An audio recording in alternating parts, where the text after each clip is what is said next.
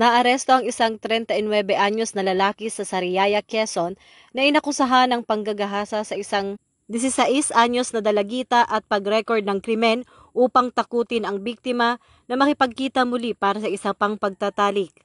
Ayon kay Philippine National Police Anti-Cybercrime Group Director Brigadier General Wilson P. Asueta, kinilala ang sospek na si alias Noli na nagtatrabaho bilang katulong sa tindahan ng mga magulang ng biktima.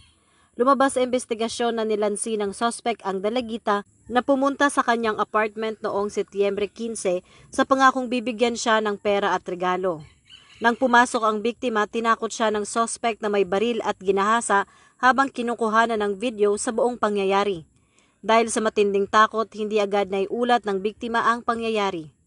Ang huling dagok ay nangyari nang ipadala ng sospek ang video ng insidente sa kaibigan ng biktima at tinakot itong ikakalat pa ang video kung hindi siya babalik sa apartment para makipagtalik muli, na siyang nagbigay lakas ng loob sa biktima at pamilya nito na humingi ng tulong. Nagresulta ito sa isang matagumpay na entrapment operation noong Miyerkules.